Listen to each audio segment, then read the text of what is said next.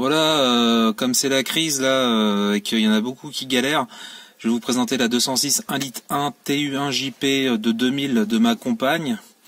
Donc elle a 234 000 km. Et on va lui en faire le double sans problème, puisqu'elle a le comportement d'une voiture neuve. Hein. Là c'est assez impressionnant. Ça consomme peu, ça consomme plus que les voitures actuelles évidemment.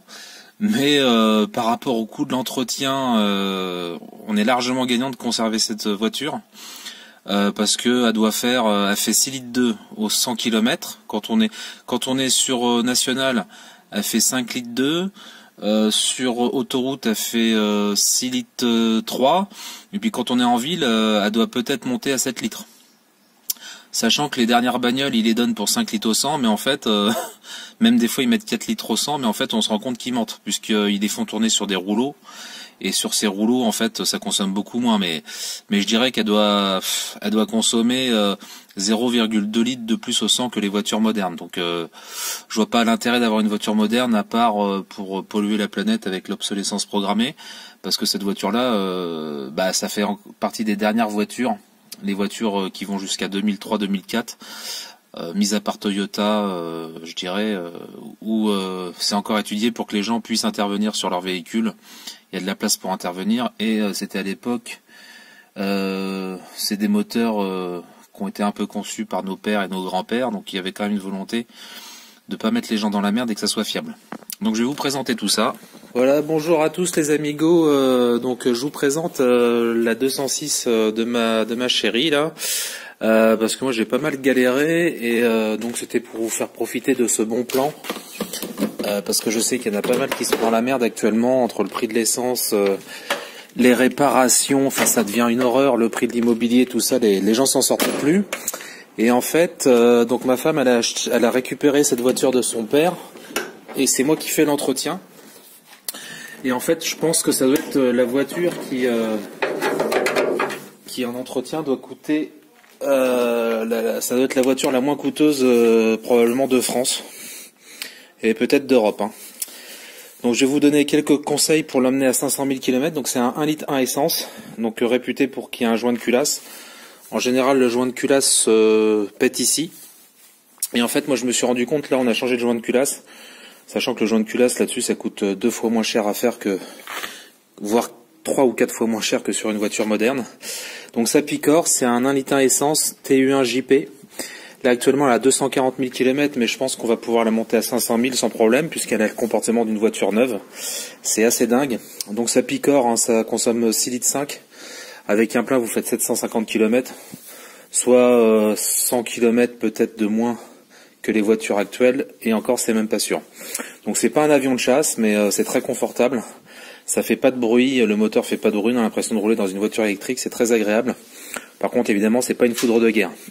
Donc si vous voulez monter la voiture à ce kilométrage et pas avoir de joint de culasse, donc c'est simplissime, il faut changer cette bobine d'allumage, à changer impérativement tous les 100 000 km quoi qu'il arrive. Il y a une fragilité là-dessus. Moi j'en ai trouvé une à 58 € sur un site. Donc c'est un jeu d'enfant, hein. Vous déclipsez ça, et il y a juste 2 vis. Il y a juste 2 vis comme ça, 2 boulons de 10 à virer. Et là en fait, si vous faites ça, déjà votre voiture aura plus de chances de tourner sur 4 pistons, et donc de ne pas faire une surchauffe ici, et donc le joint de culasse est préservé. En fait le joint de culasse est faible à cause de cette bobine d'allumage. Qui est un jeu d'enfant à changer. Ensuite, bien sûr, faut faire les vidanges chaque année, quel que soit le kilométrage, c'est bien mieux. Et puis, changer les bougies tous les 50 000. Alors, les bougies, c'est pareil, c'est un jeu d'enfant. Vous enlevez ça, et vous prenez une clé à bougie. Il y en a pour 30 minutes. Hein. C'est vraiment de la rigolade, même quelqu'un d'amateur peut le faire. Ensuite, le deuxième problème qui est là-dessus, mais c'est que des problèmes qui coûtent 3,50 francs.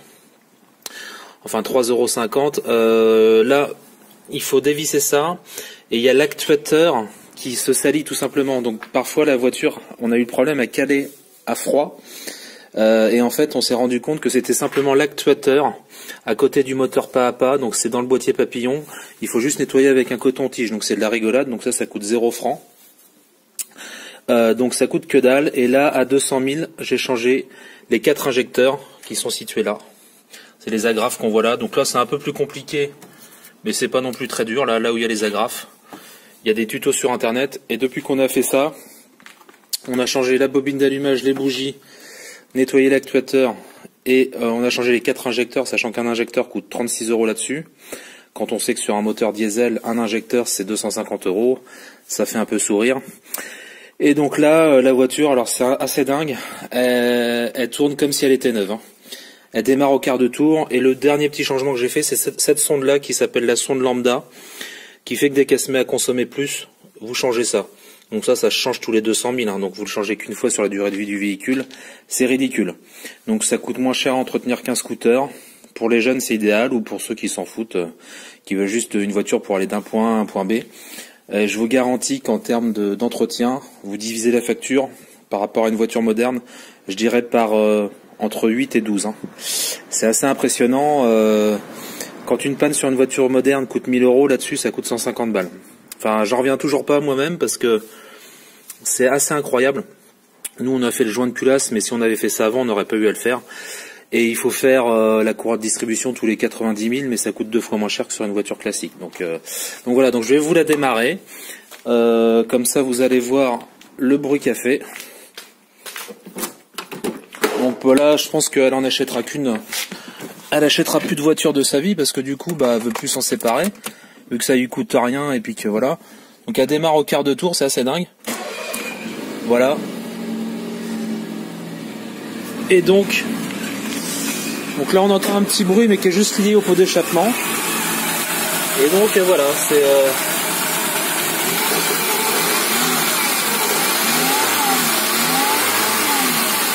donc voilà, la pêche comme si elle était neuve.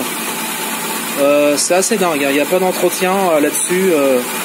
C'est simplissime et ça coûte que dalle. Hein. Il n'y a aucun problème d'électronique. C'est assez fou. Elle a juste changé l'embrayage à 200 000. Donc pour un jeune ou quelqu'un qui n'a pas trop les moyens, je peux que me conseiller cette voiture. En plus les pneus là, elle les a changés. Alors comme la voiture est légère, parce que la voiture fait que à peine 900 kg, les pneus durent à peu près 2 fois plus longtemps que sur une bagnole classique. Hein. Donc c'est assez dingue, il y a une très bonne tenue de route, à l'intérieur il y a un très bon habitacle. C'est vraiment étonnant. Et puis alors pour ceux qui ont vraiment pas du tout de thunes, à la casse il y a des millions de pièces qui coûtent rien. Donc voilà, donc je peux qu'en conseiller.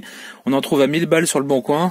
Et pour ceux qui galèrent, et avec 1000 balles vous injectez 250 € dedans et puis vous la remettez à neuf. Hein. Pour ceux qui passent par un garagiste, vous injectez 500 € dedans et puis elle est neuve. Hein. Donc voilà, c'était le petit conseil du jour. Allez, voilà, bonne journée. Et puis alors, en complément, ce que je voulais rajouter aussi, c'est que sur les voitures modernes, en fait, maintenant, ils mettent des moteurs qui sont aussi gros que celui-là. Donc celui-là, à l'époque, était considéré comme un petit moteur ridicule, un petit moteur de moineau. Il faut savoir que vu le prix d'essence, maintenant, les voitures essence font entre 1 litre et 1 litre 2. Sauf que celle-ci fait 60 chevaux. Mais ce qu'il faut savoir, c'est que les constructeurs ont mis un turbo, donc là-dessus, il n'y a pas de turbo, pour envoyer un maximum d'essence pour que l'explosion soit plus forte.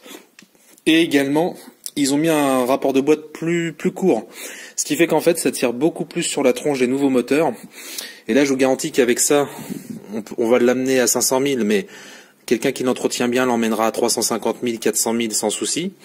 Que je vous garantis que les derniers moteurs, je suis quasiment sûr qu'à 200 000, c'est quasiment à foutre à la poubelle. Donc voilà, donc là c'est-à-dire qu'elle ne fait que 60 chevaux. Maintenant avec ce genre de moteur, ils arrivent à leur sortir 130 chevaux, mais les moteurs ça les défonce. Hein. Donc très très mauvaise idée. Moi je vous dis, partez sur une voiture comme ça si vous voulez pas de soucis. Puis ce qu'on a fait aussi, c'est on a changé les phares parce qu'il y a une petite attache là qui est fragile, qui se pète en dessous. Mais bon, là le phare on l'a payé 65 €. Hein. Donc quand je vois que les derniers phares LED là, ils vous vendent ça 500 balles, bon. Voilà quoi, il n'y a pas photo. Les amortisseurs seront peut-être à faire à un moment donné, mais ça c'est pareil. Ils coûtent 3 francs 6 sous. Je crois que l'amortisseur sans la pose, ça doit être 60 balles. Donc voilà, je vois que des qualités à cette voiture, hein, sachant qu'en plus, les plaquettes là, on les a jamais changées. Hein. Comme elle est légère, en plus, ça bouffe pas de plaquettes. Il me semble que c'est le même moteur sur la 106 et sur la C3, sauf que sur la C3, tout se bousille un peu autour. Mais la 106 c'est pareil, hein, vous pouvez acheter les yeux fermés, c'est le même moteur, donc Donc le seul truc à savoir, c'est que ces moteurs-là font un joint de culasse ici, en général, hein, pas systématiquement, mais ça vient du fait qu'ils tournent sur 3 cylindres, donc il y a une surchauffe à cause des 3 cylindres. Puisque là, depuis qu'on a changé ce que je vous ai dit précédemment, la voiture ne dépasse pas les 85 degrés. Même sur autoroute, on arrive parfois à 90 degrés en ville. Donc en fait, ce moteur ne chauffe pas du tout, à condition de changer la bougie d'allumage, les injecteurs, de les vérifier, et également de changer donc injecteur, bobine d'allumage, et puis sonde lambda, et puis les bougies, quoi. Donc et là vous aurez aucun souci. Donc voilà pour les conseils. Qu'est-ce qu'on a fait là-dessus? Là elle a 240 000. Si on a remis un petit peu de liquide là-dedans, c'est tout. Et puis on y a changé une courroie d'accessoires. Enfin, c'est que de l'entretien normal en fait. Hein. Donc voilà. Voilà. Rien n'est. Voilà. Il y a rien qui coûte cher là-dessus. Donc c'est assez fou. Donc voilà, pour ceux qui galèrent, c'était le conseil de Gabriel. Allez, bonne journée.